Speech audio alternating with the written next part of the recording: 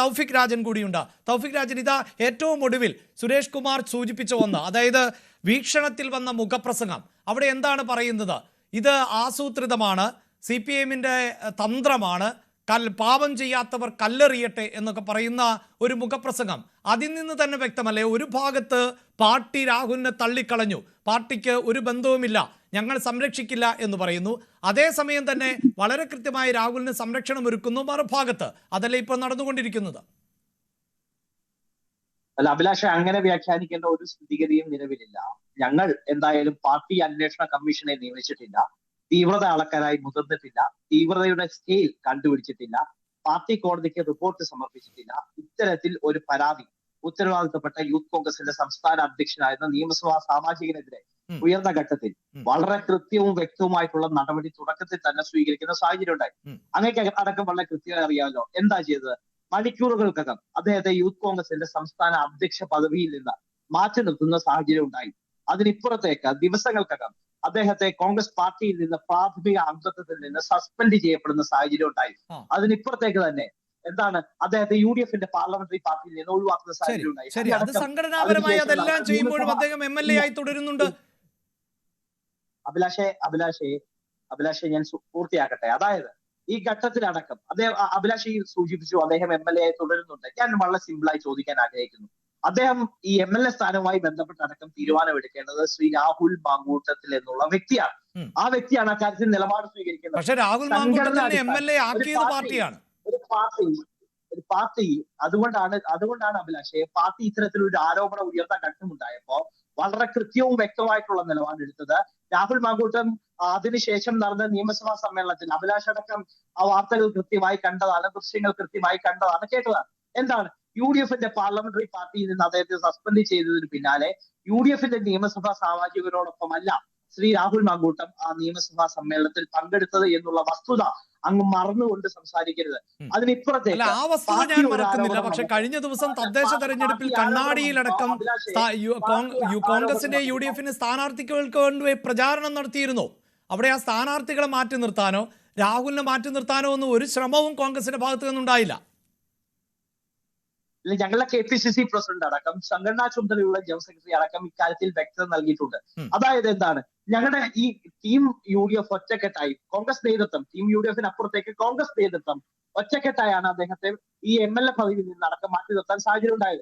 അതിനപ്പുറത്തേക്ക് party suspend ചെയ്ത വ്യക്തിക്ക് പാർട്ടി പരിപാടികൾ പങ്കെടുക്കാൻ കഴിയില്ല എന്നുള്ളത് തന്നെയാണ് നിലപാടെന്ന് ബഹുമാനപ്പെട്ട സംഘടനാ ചുമതലയുടെ ജനറൽ സെക്രട്ടറി അടക്കം ഇന്നലെ AICC-യുടെ general secretary Shri KC Venugopal അടക്കം ഇന്നലെ വ്യക്തമാക്കുന്ന സാഹചര്യം ഉണ്ടായി. അതിനിപ്പുറത്തേക്ക് പാർട്ടി നടപടിയെടുത്ത ഒരാളെ 2 തവണ ഒരേ വിഷയത്തിൽ നടപടിയെടുക്കാനായി സാധിക്കുമോ? ഇല്ല.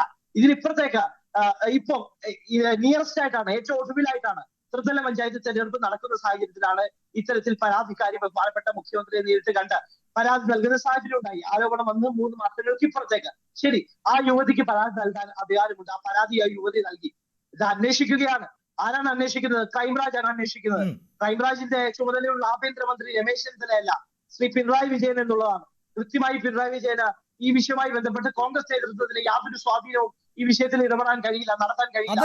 അത് അംഗീകരിക്കുന്നു ശ്രീ തൗഫീഖ്, അതവിടെ നടക്കട്ടെ. പക്ഷേ വീക്ഷണം പോലെ ഒരു പത്രം കോൺഗ്രസിന്റെ മുഖപത്രമാണ്. ആ പത്രം കൃത്യമായി സംരക്ഷണം നൽകുന്ന തരത്തിൽ രാഹുലിനെ ന്യായീകരിച്ചുകൊണ്ട് എഴുതുന്നു. വീക്ഷണം വരുത്തിക്കുന്നവരിൽ അധികവും കോൺഗ്രസ്സുകാരായിരിക്കുമല്ലോ. അപ്പോൾ കോൺഗ്രസ് അനുഭാവികളോട് എന്താണ് വീക്ഷണം പറഞ്ഞു വെക്കുന്നത്? അതും വിട്ടേക്കൂ. ഇപ്പോഴിതാ അങ്ങേയറ്റം മ്ലേച്ഛകരമാകുന്ന തരത്തിൽ, അങ്ങേയറ്റം നാണക്കേടുണ്ടാക്കുന്ന തരത്തിൽ ആ പെൺകുട്ടിയുടെ ഐഡന്റിറ്റി പുറത്തുവിടാൻ വേണ്ടിയിട്ടുള്ള ശ്രമം കോൺഗ്രസിന്റെ സൈബർ പോരാളികൾ നടത്തിക്കൊണ്ടിരിക്കുന്നു. അവരുടെ മുഖമടക്കം വ്യക്തമാക്കിക്കൊണ്ട് സൈബർ ഇടത്തിൽ വലിയ ആക്രമണം നടത്തുകയാണ് അഡ്വക്കേറ്റ് തൗഫീഖ്. അല്ല, ഇവിടെ ആരോപണം ഉന്നയിച്ചവർക്കെതിരെയോ ആരോപണം ഉയർത്തിയവർക്കെതിരെയോ ഏത് തരത്തിലുള്ള സൈബർ ആക്രമണവും നടത്തുന്നതിനെ ഞങ്ങൾ സ്വാഗതം ചെയ്യുന്നില്ല. കോൺഗ്രസ് നേതൃത്വത്തിൽ അല്ല, അത് സ്വാഗതം ചെയ്യുന്നില്ല എന്ന് പറഞ്ഞാൽ പോരായെന്നേ. ഇത് പാർട്ടിയുടെ ഔദ്യോഗിക ഡിജിറ്റൽ പ്ലാറ്റ്ഫോമായ ഇമ്മീഡിയറ്റ് റെസ്പോൺസ് ടീമിലെ അംഗങ്ങളാണ് ഇത് ചെയ്തുകൊണ്ടിരിക്കുന്നത്. ഇല്ല, ഒരു തരത്തിലും KPCC-യുടെ ഡിജിറ്റൽ മീഡിയ സെല്ലുണ്ട്. ആ ഡിജിറ്റൽ മീഡിയ സെല്ലിലെ ഔദ്യോഗികമായി ഏതെങ്കിലും തരത്തിൽ ഈ വിഷയവുമായി ബന്ധപ്പെട്ട് പ്രതികരിച്ചോ? അഭിലാഷേ, ഞങ്ങളുടെ ആ ഫൈനൽ വേർഡ് KPCC-യുടെ പ്രസിഡന്റാണ്. കേരളത്തിലെ കോൺഗ്രസിന്റെ ഫൈനൽ വേർഡ് KPCC-യുടെ അധ്യക്ഷനാണ്. ഭീഷണ മുഖപത്രവുമായി ബന്ധപ്പെട്ട ഇന്നത്തെ ലേഖനവുമായി ബന്ധപ്പെട്ട അടക്കം KPCC-യുടെ അധ്യക്ഷൻ ഇക്കാര്യത്തിൽ വളരെ ഷാർപ്പായിട്ടുള്ള നിലപാട് അങ്ങയുടെ മാധ്യമ യെസ്, പ്രവർത്തകരോടൊപ്പം അത് ഞാൻ കേട്ടതാണ്. അതിലൊന്നും ഒരു തർക്കവുമില്ല. KPCC അധ്യക്ഷനും VD സതീശനും ഒക്കെ അത് തള്ളിക്കളയുന്നു. ഇത് പ്രചരിപ്പിച്ച ശേഷമല്ലേ ഇത് തള്ളിക്കളയുന്നത്? അങ്ങനെ ഒരു ലേഖനം ഉണ്ടാകാൻ പാടില്ല. വീക്ഷണത്തിന്റെ മുഖപത്രം രാഹുൽ മാങ്കൂട്ടത്തിലിനെ ന്യായീകരിച്ചുകൊണ്ടോ വെള്ള പൂശിക്കൊണ്ടോ ഒരു തരത്തിലുമുള്ള രചനകളിലേക്കും പോകരുത് എന്ന് പറയാൻ നേരത്തെ തന്നെ KPCC അധ്യക്ഷനും VD സതീശനും ഒക്കെ സാധിക്കും ശ്രീ തൗഫീഖ്. കാരണം ഒരു പത്രമാണല്ലോ, അതിനൊരു എഡിറ്റോറിയൽ പോളിസിക്ക് ഉണ്ടാകില്ലേ തൗഫീഖ്? അത് കഴിഞ്ഞ് വായനക്കാർക്ക് വിട്ടുകൊടുത്ത ശേഷം തിരുത്തിയിട്ട് എന്ത് കാര്യം? അല്ല, ആ കാര്യവുമായി ബന്ധപ്പെട്ടടക്കം KPCC പ്രസിഡന്റ് അത് പരിശോധിക്കുമെന്നടക്കം അങ്ങയുടെ മാധ്യമ പ്രവർത്തകരോടടക്കം ന്യൂസ് 8ന്റെ അടക്കം മാധ്യമ പ്രവർത്തകരോട് വ്യക്തമാക്കിയിട്ടുണ്ട്. അഭിലാഷേ, നിയമത്തിന്റെ വഴിക്ക് പോകട്ടെ. നിയമത്തിന്റെ വഴിക്ക് പോകാൻ അതിന് കോൺഗ്രസിന്റെയും അല്ലെങ്കിൽ VD സതീശന്റെയും ഒന്നും അനുവാദം വേണ്ട. അതങ്ങനെ പൊക്കോളും. ഞാൻ ചോദിച്ചത്, ഈ രാഹുൽ മാങ്കൂട്ടം ഇത്തരത്തിൽ തെറ്റുകൾ ചെയ്തു, ഞങ്ങളുടെ അനുവാദം വേണമെന്ന് പറഞ്ഞിട്ടില്ല. കോൺഗ്രസ് ഈ വിഷയവുമായി ബന്ധപ്പെട്ട് എടുക്കാവുന്ന ഏറ്റവും ഇമ്മീഡിയറ്റ് നിലപാട് എടുത്തിട്ടുണ്ട്. ഇനി അങ്ങക്ക് മുഖപ്രസംഗവുമായി ബന്ധപ്പെട്ട വിഷയമാണെങ്കിൽ അത് പരിശോധിക്കുമെന്ന് ബഹുമാനപ്പെട്ട KPCCയുടെ അധ്യക്ഷനടക്കം ഈ ഡിജിറ്റൽ ആക്രമണം, ഈ സൈബർ ആക്രമണം പരിശോധിക്കുമോ തൗഫീഖ്? ഈ സൈബർ അണികളെ നിലയ്ക്ക് നിർത്താൻ കോൺഗ്രസിന് സാധിക്കുമോ? KPCCയുടെ ഓരോ ഒഫീഷ്യൽ പ്ലാറ്റ്ഫോമും ശ്രീ രാഹുൽ മാങ്കൂട്ടത്തെ പിന്തുണയ്ക്കുന്ന തരത്തിൽ ഇടപെടൽ നടത്തിയിട്ടില്ല. ഞാൻ ഒരിക്കൽ കൂടി പറയുന്നു, താങ്കൾ ദയവായി എന്നെ കേൾക്കുക. അതായത് ഞാൻ ആവർത്തിച്ച് പറഞ്ഞത് KPCCയുടെ ഒഫീഷ്യൽ പ്ലാറ്റ്ഫോം എന്നല്ല. അതായത് പാർട്ടിക്ക് വേണ്ടി, അതായത് ഒഫീഷ്യൽ പ്ലാറ്റ്ഫോമിലൂടെ അടക്കം പുറത്തേക്ക് വിവരങ്ങൾ വരുമ്പോൾ ഈ സൈബർ ആക്ടിവിസം എങ്ങനെ നടക്കുന്നു, PR വർക്ക് എങ്ങനെ നടക്കുന്നു എന്നൊക്കെ നമ്മുടെ യുവതലമുറയ്ക്കും അല്ലെങ്കിൽ ഈ മേഖലയിലുള്ളവർക്കുമൊക്കെ അറിയാം. അതാണ് ഞാൻ പറഞ്ഞത്. ഡിജിറ്റൽ പ്ലാറ്റ്ഫോമായ ഇമ്മീഡിയറ്റ് റെസ്പോൺസ് ടീമിലെ അംഗങ്ങൾ അവരാണിതിപ്പോൾ പരത്തിക്കൊണ്ടിരിക്കുന്നത്. ഡിജിറ്റൽ മീഡിയ സെല്ലിലെ കണ്ടന്റ് ഷെയറിംഗ് വിഭാഗം എന്ന് പറയുന്നൊരു വിഭാഗമുണ്ടല്ലോ. അതായത് ഞാനിപ്പോൾ ഒരു പോസ്റ്റ് ഇട്ടാൽ അതിനെ ഷെയർ ചെയ്യുന്നത് ആരായിരിക്കും എന്നത് അതിനൊരു അൽഗോരിതമുണ്ട്. അതുപോലെ പാർട്ടിയും പ്രവർത്തിക്കുന്നത് ആ നിലയിൽ തന്നെയാണ്. അങ്ങനെയുള്ള സംവിധാനമാണ് ഇപ്പോൾ ഇത് ഷെയർ ചെയ്യുന്നത്. അതിൻ്റെ വിവരങ്ങൾ പോലീസിനടക്കം ലഭിച്ചു എന്നാണ് ഞാൻ മനസ്സിലാക്കുകയും ചെയ്യുന്നത്. അതിൽ ഭാരവാഹികൾ ഉൾപ്പെടെയുണ്ട് എന്നാണ് എനിക്ക് മനസ്സിലാക്കാൻ സാധിച്ചിട്ടുള്ളത്. അഭിലാഷ് ആശങ്കപ്പെടേണ്ട, ആരും ആശങ്കപ്പെടേണ്ട. കാര്യത്തിനകത്ത് അഭിലാഷ് ഇപ്പോൾ ഏറ്റവും അവസാനം സൂചിപ്പിച്ചല്ലോ, പോലീസിനടക്കം വിവരം ലഭിച്ചിട്ടുണ്ട് എന്നുള്ള തരത്തിൽ. അങ്ങനെയെങ്കിൽ ഇത് ഞങ്ങൾ ഒരു തരത്തിലും ഇടപെടുന്നില്ലെന്നേ ഞാൻ അഭിലാഷിനോട് കൃത്യമായി പാർട്ടിയുടെ സ്റ്റാൻഡ് പറഞ്ഞല്ലോ.